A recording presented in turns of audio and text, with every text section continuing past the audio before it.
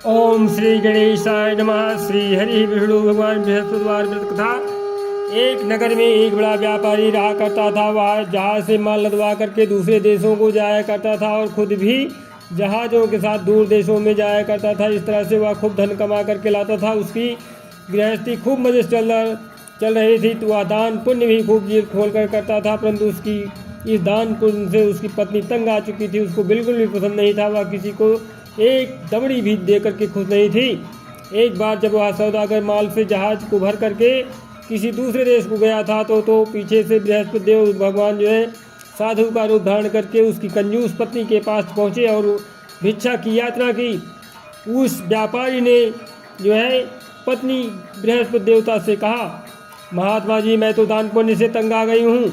मेरा पति सारा धन दान में व्यर्थ ही नष्ट करता है। आप कोई ऐसा उपाय कीजिए जिससे हमारा सभी धन नष्ट हो जाए।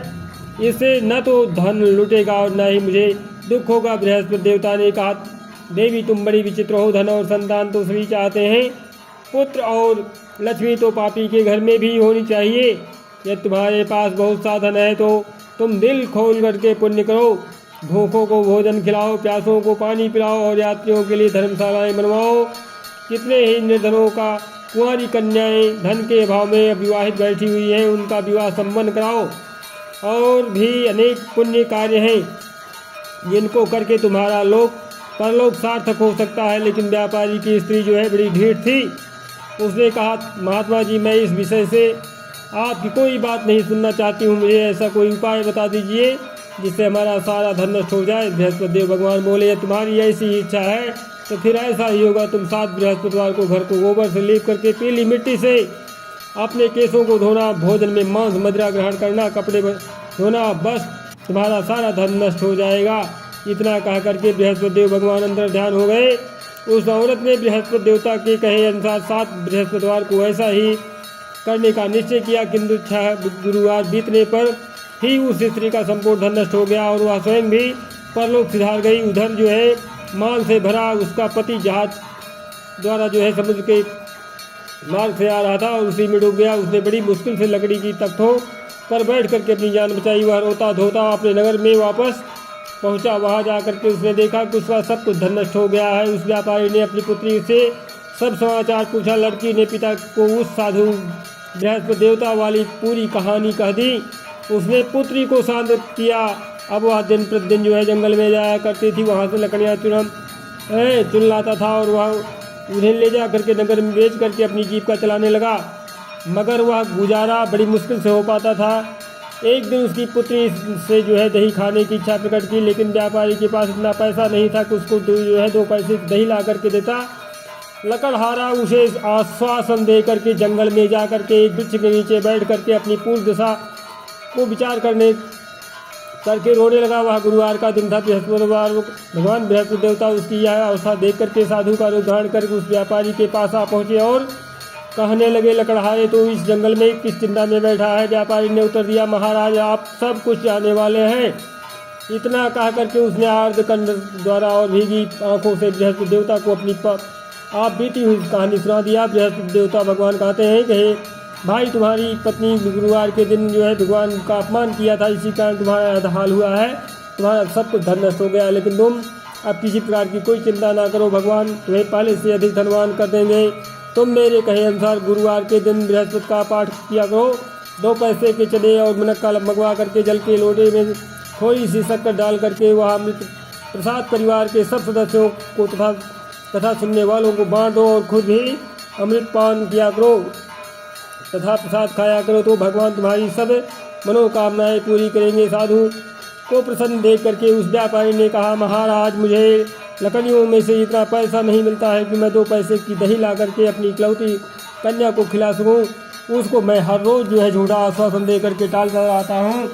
बृहस्पति भगवान बोले कि भक्त नाराज, तुम ना चिंता करो, ना नाराज हो। आगामी अगले गुरुवार को बृहस्पतिवार को तुम शहर में लकड़ियाँ बेचने के लिए जाना। तुमको उस दिन जो है लकड़ियों के 4 पैसे अधिक मिल जाएगी, जिसमें से तुम 2 पैसे का दही ला करके अपनी पुत्री को खिलाना और 2 पैसे का मुनक्का और चना ला करके गुरुवार के दिन जो है देवता की कथा करना।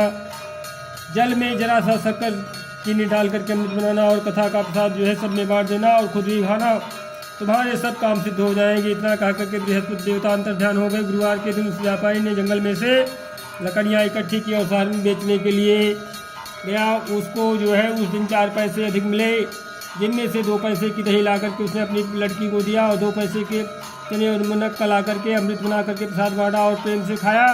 उसी दिन से उसकी सब कठिनाइयाँ दूर हो गई।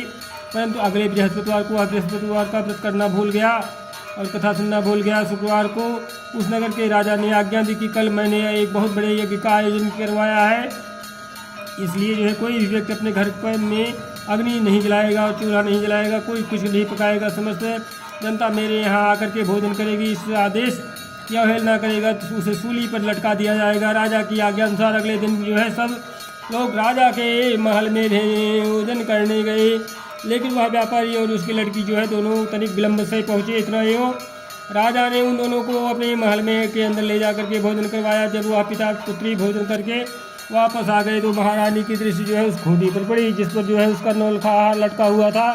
उस खूंटी पर अब हार नहीं था। महारानी को विश्वास हो गया कि उसका हार लकड़हारा और उसकी लड़की ये ले गए हैं। फौरन सिपाहियों को बुलवा करके दोनों बाप बेटी को कैद करवा करके जेल खाने में डाल दिया।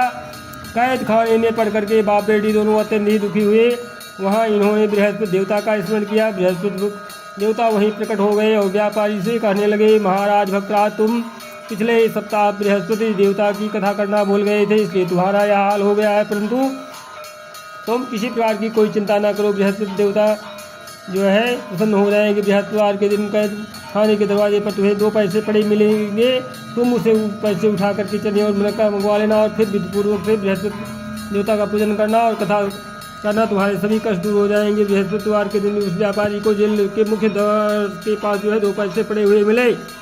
बाहर सड़क पर एक स्त्री जा रही थी। व्यापारी ने उसे बुला करके कहा कि बाजार से उसे 2 पैसे के मुनक्का और चना ला करके दे दीजिए ताकि मैं बृहस्पति देवता का कथा कर सकूँ। इस पर जो है उस स्त्री ने कहा, मैं अपनी बहू के लिए कपड़े सिलवाने जा रही हूँ, मैं बृहस्पति भगवान को क्या जानूँ। इतना कह करके वह औरत वहाँ से चली गई।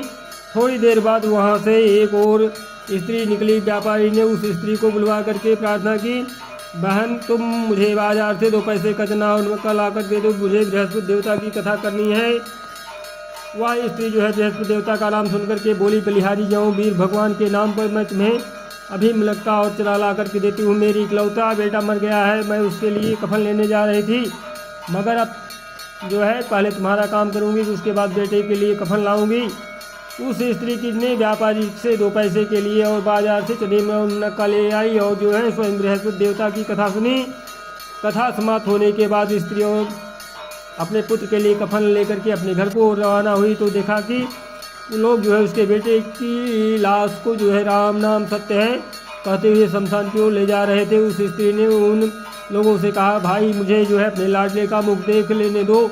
लोगों ने अर्थी को जमीन पर रख दिया। तब उस स्त्री ने जो है अपने मृत पुत्र के मुख में प्रसाद और अमृत डाला। प्रसाद और अमृत के मुख में पड़ने से के साथ ही उसका पुत्र उठ बैठा और अपनी माता को गले से लगा कर मिला। दूसरी स्त्री जिसने जो है बृहस्पति देवता का निरादर किया था, तो जब वो अपने पुत्र के विवाह के लिए जो है कपड़े लेकर के वापस लौटी और उसका पुत्र जो है घोड़ी पर बैठ करके बारात में निकला तो घोड़ी ने ऐसी छलांग मारी कि वह जमीन पर आ गिरा तथा बुरी तरह से घायल हो गया और कुछ ही क्षणों के पश्चात जो है मर गया। तब वह स्त्री रो रो करके बृहस्पति देवता से कहने लगी कि हे देव, मेरा अपराध क्षमा करो, मेरे अपराध क्षमा करो। उसकी प्रार्थना सुन करके बृहस्पति भगवान ने साधु का रूप धारण करके कहा कि उस स्त्री से बोले कि हे देवी, अधिक विलाप करने से कोई आवश्यकता नहीं है। तुमने जो है गुरुवार यानी बृहस्पति देव का अपमान किया, भगवान का अपमान किया, जिसके कारण जो है इसका परिणाम तुम्हें मिला है। तुम जेल खाने के पास जाकर के भक्त से क्षमा याचना करो, उससे जो है सब कुछ ठीक हो जाएगा। वह स्त्री फिर जेल खाने पहुँची और जो है मुख्य द्वार के पास जाकर के उस व्यापारी से हाथ जोड़कर कहने लगी, भक्तराज, मैंने तुम्हारा कहा नहीं माना, मुनक्का और चने ला करके तुम्हें दे दिए हैं। इससे जो है गुरुवार देवता मुझसे नष्ट हो गए हैं, जिसके कारण मुझे मेरा इकलौता लड़का घोड़ी से गिर करके मर गया है। व्यापारी ने कहा, माता तू चिंता मत कर, बृहस्पति देवता का सब कल्याण करेंगे। तुम अगले गुरुवार को जो है अगले बृहस्पतिवार को देवता की कथा सुनना। तब जो है अपने पुत्र के शव को जो है फूल और इत्र और सुगंधित घी पदार्थों में रख दो।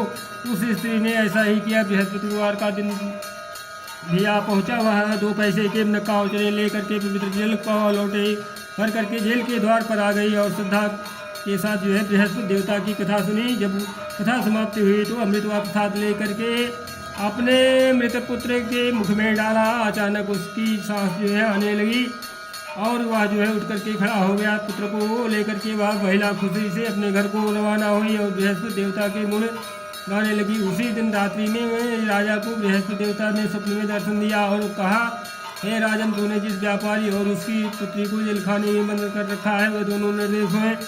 अब दिन निकलने के साथ ही दोनों को जेल से रिहा कर दे और तेरी रानी का नौलखा हार उसी खूंटी पर लटका मिल जाएगा। दिन निकला तो रानी ने अपना हार खूंटी पर लटका देखा। राजा ने उस व्यापारी को जेल से रिहा करके अपने अपराध के लिए उससे क्षमा मांगी और उसको जो है अपना आधा राज्य दे करके तथा उसकी लड़की का उच्च कुल में विवाह कर दहेज में हीरे जवाहरात दिए। बृहस्पति देवता ऐसे ही हैं जैसे जिसकी मनोकामना होती है उसकी मनोकामना पूर्ण करते हैं। इस व्रत को करने से जो है व्यक्ति रोग मुक्त हो और धनवान हो जाता है, निपुत्र पुत्रवान होता है, यश व ऐश्वर्य की वृद्धि होती है, जीवन सुखमय होता है, मन की चिंताएं जो है दूर हो जाती हैं। जो कोई श्रद्धा और प्रेम से बृहस्पति भगवान की कथा पढ़ता है और दूसरों को सुनाता है उसकी समस्त इच्छाएं मनोकामनाएं पूर्ण हो जाती हैं। बोले बृहस्पति भगवान की जय। प्रथम कथा संपूर्ण हुई। जय जय भगवान बृहस्पति।